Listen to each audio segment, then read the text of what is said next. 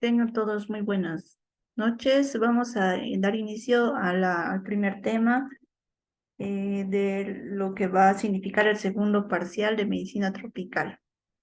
Les voy a compartir la presentación del tema de fiebre hemorrágica boliviana.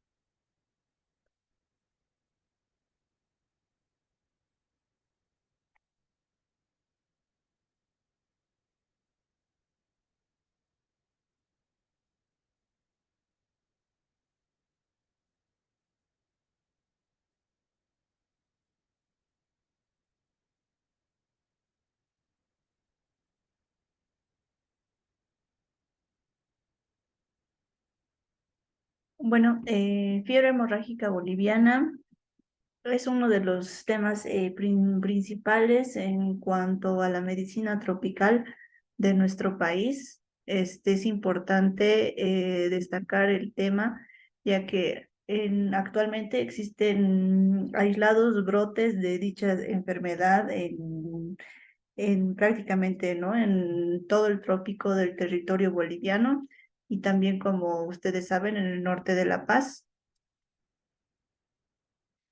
Lo que hay que saber de antecedentes es que, bueno, fiebre hemorrágica boliviana, es conocida como una enfermedad que se llama el tifo negro, donde su agente etiológico es el virus de Machupo, que ese es el denominativo que se lo ha dado. Actualmente la enfermedad se encuentra o se ha desarrollado de forma primero inicial en el departamento del Beni, donde pues en realidad es en el lugar donde se ha descubierto la enfermedad en los años 1959 y 1963 en el municipio de San Joaquín, donde tras haber sido estudiada también por el país vecino del Brasil, este virus fue identificado o sea, y estudiado y ha confirmado la estructura del virus en estos años, ¿no? En 1959 y 1963. Actualmente no tiene un tratamiento específico como muchas de las enfermedades virales conocidas. Se ha visto de que, por ejemplo, en nuestro país vecino, Argentina, el sinónimo de este virus es el virus de Junín y el virus de Guararito in vitro, que es en Colombia, ¿no? Donde los cuales parte de su protocolo de tratamiento está la ribavirina como un antiviral específico ARN para, para tratar, ¿no? La fiebre hemorrágica, pero no se sabe aún de que no está confirmado de que este sea un agente antiviral específico para esta enfermedad. Es una enfermedad zoonótica, ya que es transmitida a través de los animales al humano, ¿no? Entonces, donde podemos ver aquí en nuestro mapa georreferenciado, donde específicamente vive o sea, el hospedero del virus, que es el ratón, el Cayomis callosus, y como ustedes pueden observar, dónde vive, se ha identificado dónde vive el ratón, es por ejemplo, en el municipio de Velasco, en Santa Cruz, en el Beni, en Itenes, en Mamoré, en las provincias de Itenes y Mamoré, en Cochabamba, en el Chapare, en Chuquisaca, en la provincia de Luis Calvo, en Tarija, en el Gran Chaco. Entonces, esos son municipios que están en riesgo, ¿no? Juntamente aquí, identificado también ya hace más de unos 10 años, en el norte de La Paz también como su hábitat. Entonces, para la revisión de este tema, lo que estamos haciendo es hacer revisión de la guía para la vigilancia y control de la fiebre hemorrágica boliviana del Ministerio de Salud. Entonces, básicamente lo que tenemos que hacer con fiebre hemorrágica eh, boliviana es primero identificar, ¿no? La característica de ser una enfermedad zoonótica y el agente hospedero que es el ratón Cayomis callosus, y el agente causal, el virus del machupo o tifo negro.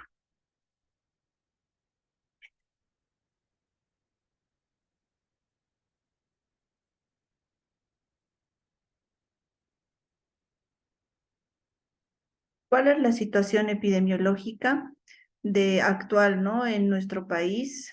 Como les había especificado, este, mm, este es un mapa donde se muestra, bueno, un gráfico, perdón, donde se muestran las tendencias de los casos identificados en los últimos años. Actualmente el último reporte no se lo encuentra publicado, pero donde se ve que ha habido un brote de la enfermedad incrementado en el año 2012, con la identificación de 17 pacientes a nivel del país y posteriormente 4, ¿no? En el 2013. Se ha visto que hay un periodo donde la enfermedad al parecer se ha mostrado inactiva hasta por lo menos el año 2018, donde ha habido brotes aislados en el norte de La Paz y también en el trópico del país.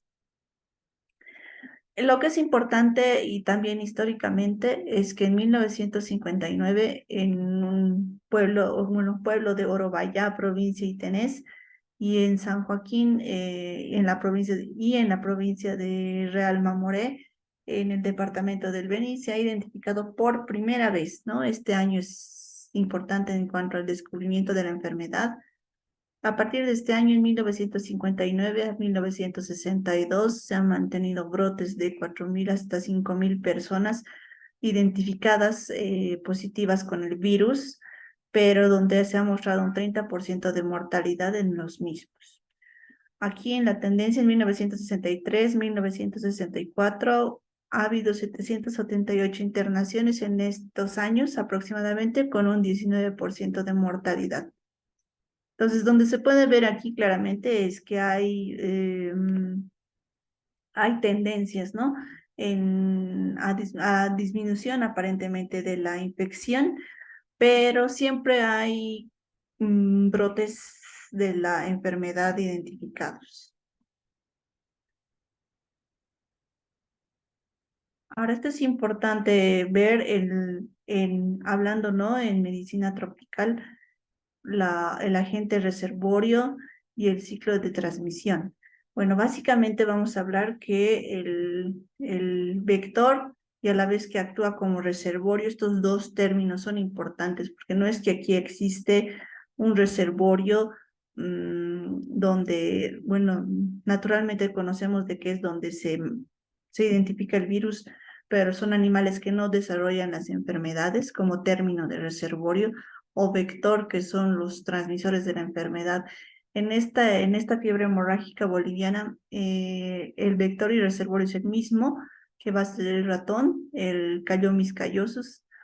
Este ratón pertenece a la familia Chrysetidae, donde se caracteriza por ser un ratón que es de tamaño intermedio, tiene orejas cortas y patas semilargas, puede tener cola corta o larga, pero lo importante de estos ratones es de que desde el comienzo, desde que ellos son recién nacidos, ellos adquieren la enfermedad a través, ¿no? de la madre. Entonces, desde ahí es que están con la infección activa y son los transmisores de la enfermedad. Entonces, ¿qué es lo que sucede? Este ratón, a través de su orina, las excretas, ¿no? Que es su orina, la saliva, incluso la sangre o las heces, donde por el viento y demás, uno puede llegar a aspirar, aspirar o inhalar las esporas que producen las heces, y por un contacto directo, este podría llegar, ¿no? A las vías respiratorias del humano y por ende ya consolidarse la transmisión. Entonces, una de las formas de contagio es el contacto directo con el ratón. Luego, las heces están, por lo general, en las heces es donde se encuentra mayor cantidad de los virus activos. con el polvo y demás, estas pueden transportarse, ¿no? En todo el ambiente que uno pueda llegar a inhalar en estos lugares. También se ha descrito en el ciclo de transmisión otra forma de adquirir la enfermedad de persona a persona a través de los fluidos corporales de personas infectadas, principalmente de la sangre, donde se encuentra la mayor carga viral replicativa en los humanos. Entonces, estos dos, de momento, son las formas de transmisión identificadas en fiebre hemorrágica boliviana. Ahora, lo que tenemos que tener en cuenta es de que esta enfermedad cursa, ¿no? Con un periodo de incubación como toda infección o enfermedad, perdón, donde aproximadamente su ciclo de incubación es de 3 a 21 días, donde el paciente puede permanecer asintomático hasta poder, ¿no? Tener el desarrollo de un periodo agudo, que es el segundo periodo que va a iniciarse en la primera semana. En este momento podemos ver de que hay formas clínicas de identificar la enfermedad de forma temprana y tardía, con síntomas que son claves, ¿no? Que menciona la guía del Ministerio de Salud, donde de forma temprana los tenemos que contar hasta el cuarto día, que esto es lo más importante, y la forma tardía hasta el octavo día. Entonces, en la primera semana pueden presentarse todos estos síntomas generales que se presentan en este cuadro, que son las alzas térmicas no cuantificadas, los escalofríos, decaimiento, anorexia, cefalea, artralgias, lumbalgias, dolor retroocular, mareos, náuseas, vómitos, diarrea e incluso constipación. Entonces, como vemos, son síntomas que son generales, ¿no? De muchas infecciones virales ya vistas incluso, ¿no? En esta primera parte del tema. Entonces, lo que hay que identificar, las formas clínicas tempranas son, eso, precisamente, todos estos síntomas. Ahora, existen en la fase temprana todos estos síntomas y la fase tardía hasta el octavo día vamos a clasificar en formas graves de tipo neurológico y hemorrágicas. Esto básicamente es para clasificar, porque clínicamente uno tiene que ir viendo los síntomas y correlacionando con el tiempo la enfermedad, ¿no? Entonces vemos que en el de la forma grave del tipo neurológico existe alteración del ritmo del sueño, temblor muscular fino, confusión e irritabilidad, estupor, convulsiones, incluso los pacientes pueden llegar al coma, ¿no? Las formas graves hemorrágicas, que esta es la presentación más frecuente, como es una fiebre hemorrágica, ¿no? Hemorragia digestiva alta o hematemesis, sangrado pulmonar, ¿no? Hemoptisis, hemorragia digestiva baja que se manifiesta en forma de melenas, metrorragias abundantes, ¿no? En este caso en las mujeres. Entonces, lo que sucede en el algoritmo o sea, de las manifestaciones clínicas es primero ver en nuestro periodo agudo de la enfermedad, ver una primera semana con los síntomas generales, la segunda semana ver las formas clínicas tardías que ya hemos especificado, entonces, y el último que es el periodo de convalecencia de 1 a 2 meses incluso. En esta diapositiva es muy importante el periodo de convalecencia, ya que pueden existir síntomas persistentes que muchos de los pacientes pueden llegar a preguntarnos y nosotros tenemos que llegar a hacer una relación clínica con la infección pasada, ¿no? Como caída de cabello, con los pacientes tengan alopecia, astenia e irritabilidad. Estas formas graves que se presentan en la segunda semana mayormente llegan a complicaciones que son las causas de fallecimiento en los pacientes, que pueden ser, por ejemplo, la insuficiencia hepática aguda, la insuficiencia renal aguda, sobreinfecciones bacterianas, o en este caso, si estuviéramos hablando de un sangrado importante que puede llegar hasta un choque hipovolémico del tipo hemorrágico, que es otra de las complicaciones y por lo tanto causa de fallecimiento en los pacientes. Ahora, cuando nosotros estamos en un primer nivel de salud, que es lo más importante en un centro de primer nivel, es saber identificar cuándo referir a estos pacientes. Por lo general, en los médicos de primer contacto, que en este caso van a ser ustedes, tienen que saber identificar ello, los signos y síntomas de alarma con los que ustedes van a referir a los pacientes a un centro de resolución mayor, un centro de mayor nivel. Cuando este paciente, por ejemplo, agregado a todos los síntomas generales de cualquier infección, se agreguen náuseas, vómitos, dolor abdominal o epigastralgia, sangrados mucosos, gingivorragias, hemorragias subconjuntivales y en un examen neurológico encuentren a un paciente con bradipsiquia. Entonces, esto es importante para saber nosotros cuándo referir a los pacientes, de un primer nivel a otro de mayor complejidad. En el manejo, lo que es importante como primer paso es llenar una ficha epidemiológica donde vamos a reportar a los casos de los pacientes. Luego de llenar nuestra ficha epidemiológica donde vamos a recolectar una serie de información, ¿no?, que pueda servir para identificar o clasificar a nuestros pacientes. Se va a realizar la toma de muestra sanguínea.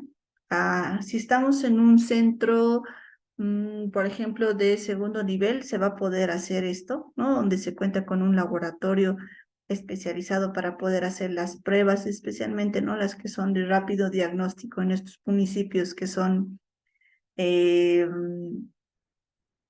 endémicos en la enfermedad, donde vamos a tener una toma de muestra que por lo general vamos a correlacionar, ¿no?, con las manifestaciones clínicas, donde vamos a hacer una toma de muestra sanguínea para estudios complementarios, donde básicamente aquí, tanto en hematología y en bioquímica, química sanguínea, perdón, vamos a hacer la identificación de un estado general del paciente en cuanto a su función renal, si el paciente ya está comenzando a tener anemia o todas las complicaciones ya mencionadas. Por otra parte,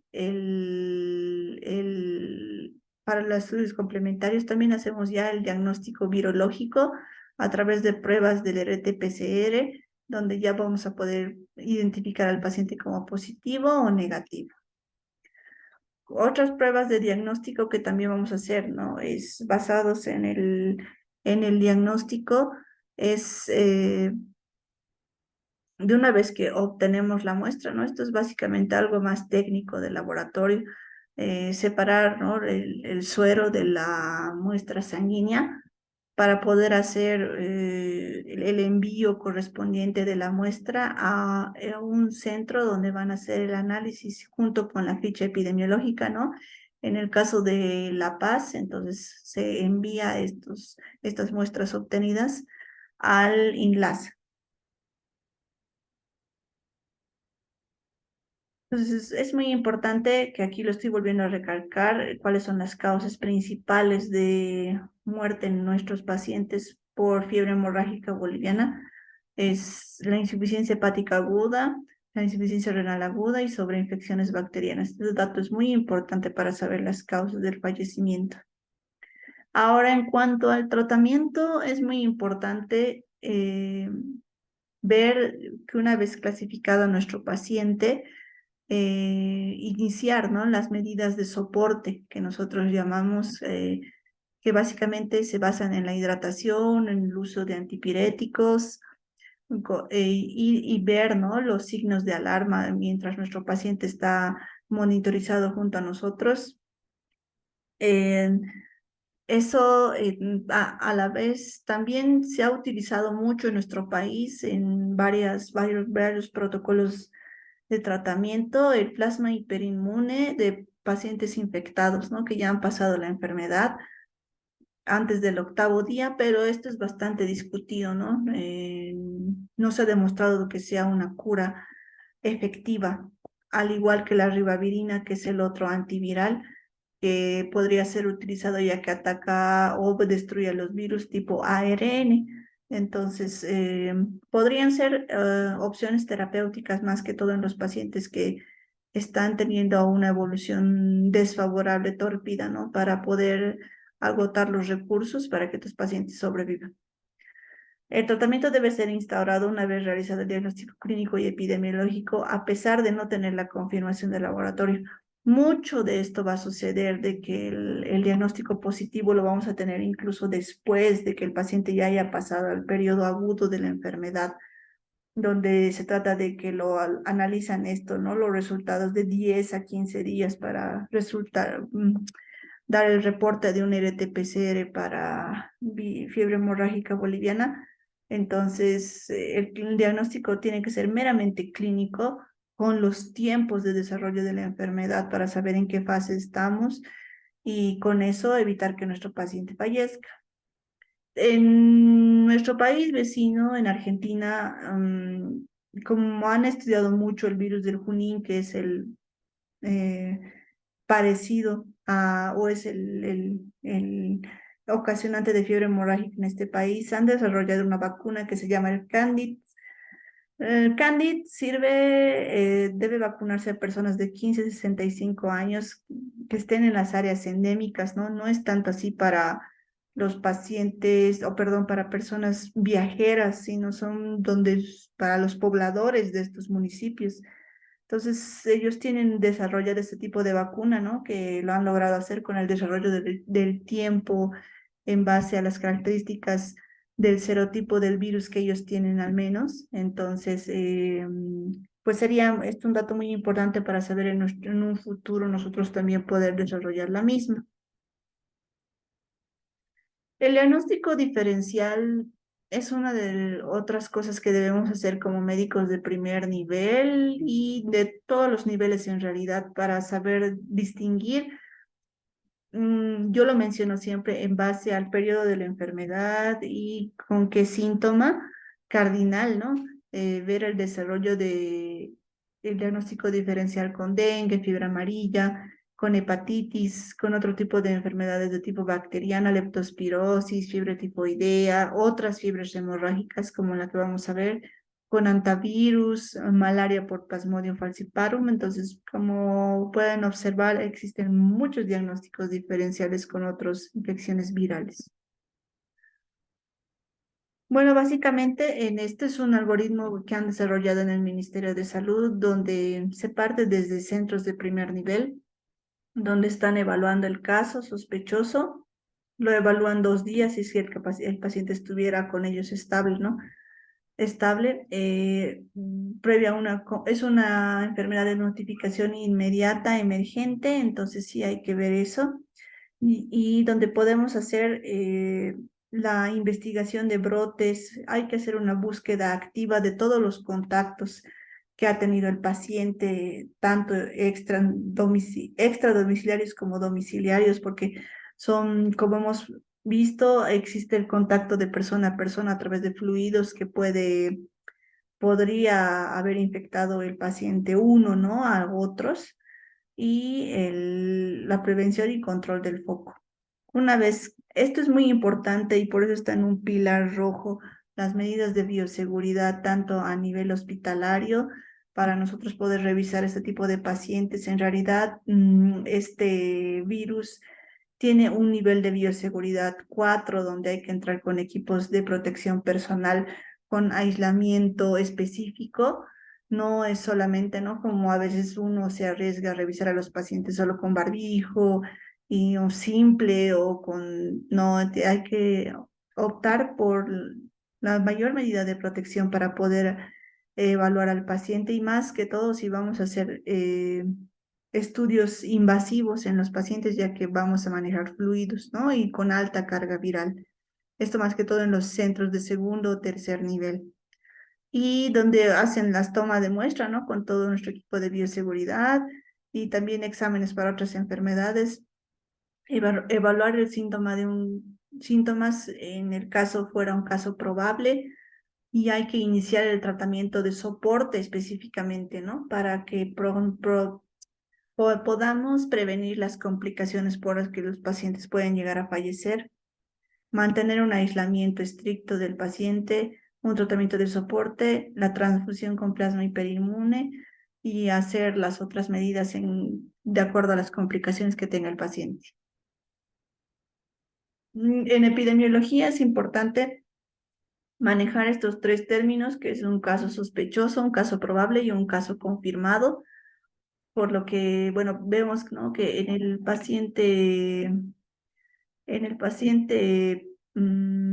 sospechoso tiene un cuadro febril indeterminado y nada más vemos, ¿no?, el área epidemiológica o el área endémica donde se puede estar desarrollando esta enfermedad, y lo más importante es dónde ha estado los últimos 21 días, porque esto se correlaciona con el periodo de incubación de la enfermedad. Entonces, ojo que este es un dato muy importante.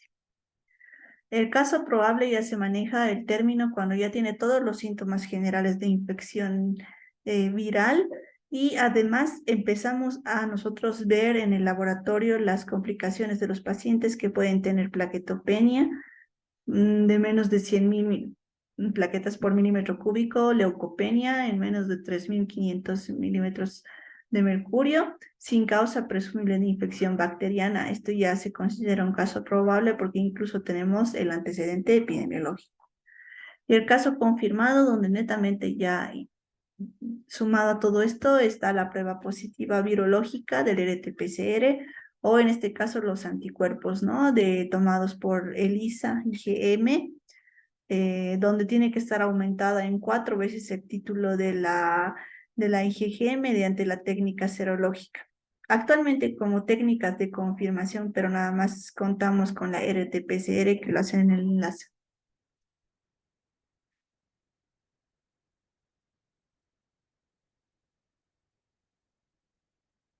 Entonces, nosotros, en base a estos tres términos eh, epidemiológicos, vamos a poder manejar a los pacientes con los diagnósticos, ¿no?, que hay que saberlos ya hacer desde ahora. Una fiebre hemorrágica boliviana sospechosa, probable o ya confirmada si tenemos pruebas, o un diagnóstico también puede ser una fiebre hemorrágica boliviana con signos de alarma, sin signos de alarma, que son los términos que se manejan para, ¿no?, desde un primer nivel, segundo, tercer nivel. En este sentido, entonces nosotros vamos a poder ver de que sí, efectivamente es una de las enfermedades con más brotes que tiene aislados casi anuales en nuestro país. Hay periodos de la enfermedad donde se mantiene inactiva aparentemente, porque en realidad lo que hay que también sumar a estos términos son los casos autóctonos, donde son pacientes pobladores de los municipios endémicos, donde ya han tenido la infección por fiebre hemorrágica boliviana. Entonces, puede ser de que la inmunidad se desarrolle y en este caso una segunda o tercera infección pueda no ser tan calamitosa, ¿no? Sí puede llegar a llegar a desarrollar las complicaciones de la enfermedad. Es por eso entonces que nosotros vamos a ver de que la enfermedad se mantenga así de esa manera activa. Este, activa en estos municipios. Entonces es importante que podamos hacer seguimiento de la enfermedad. Bueno, eso ha sido todo por el tema de fiebre hemorrágica boliviana. Espero se haya comprendido. Estamos dispuestos a resolver algunas de sus dudas.